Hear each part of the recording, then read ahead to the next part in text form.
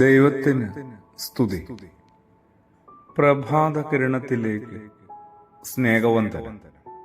ഭാഗം 2017. ഇന്ന് ജൂലൈ മാസം 9-ാം തീയതി. ഈ ആണ്ടിലെ 190-ാമത്തെ ദിവസത്തിലെത്തി. വിശുദ്ധ വേദത്തിൽ, പ്രത്യേകിച്ച് അതിനകത്തെ സുവിശേഷത്തിൽ, യേശുവിനെ സമീപിക്കുന്ന ഒരുപാട് മനുഷ്യരെ നമ്മൾ കണ്ടെത്തിയിട്ടുണ്ട്. ഒരുപാട് മനുഷ്യരെ.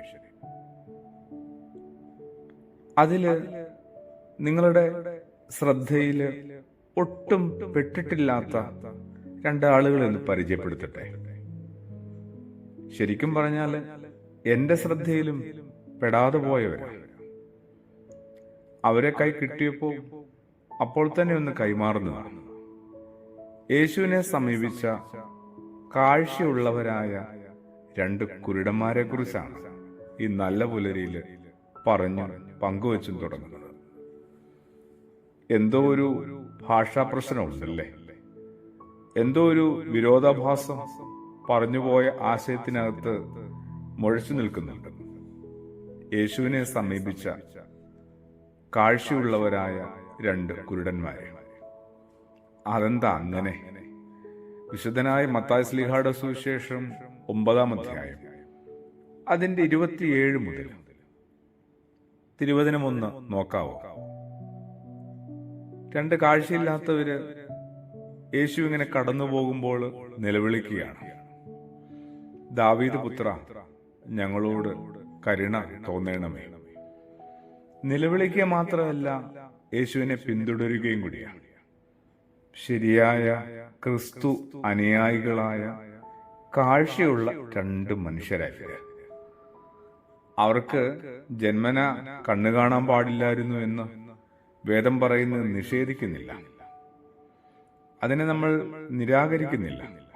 എന്തൊരു ഉൾക്കാഴ്ചയുള്ള മനുഷ്യരായിരുന്നു ഇവര്. ദാവീദ് പുത്ര എന്ന് വിളിക്കാനായിട്ട് അവർ എന്തുമാത്രം വിവരങ്ങളും അറിവുകളും ആഴത്തിൽ ശേഖരിച്ചിട്ടുണ്ട്. മാത്രമല്ല, ആവശ്യം പറഞ്ഞല്ല അവർ നിലവിളിക്കുന്നത്, കാഴ്ച തരണമേ എന്നല്ല അവരുടെ അപേക്ഷ, മറിച്ച് ഞങ്ങളോട് കരുണ ചെയ്യണമെന്നാണ്. നമ്മൾ ഇതുവരെയും അങ്ങനെയൊന്ന് പ്രാർത്ഥിച്ചിട്ടില്ല. അത്തരമൊരു നിലവിളി നമ്മളിൽ നിന്നും ഉയർന്നിട്ടില്ല.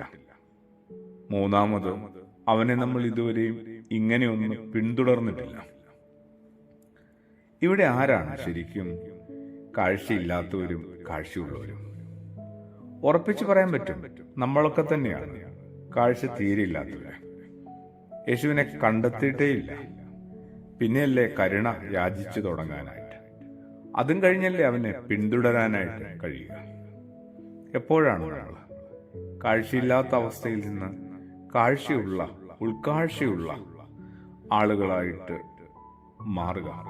ഈ ഉൾക്കാഴ്ചയിൽ നിന്നാണ് സത്യത്തിൽ കാഴ്ചപ്പാട് പോലും രൂപപ്പെടേണ്ടത്. വിഷനില്ല, ഒരു ഇൻസൈറ്റ് ഇല്ല.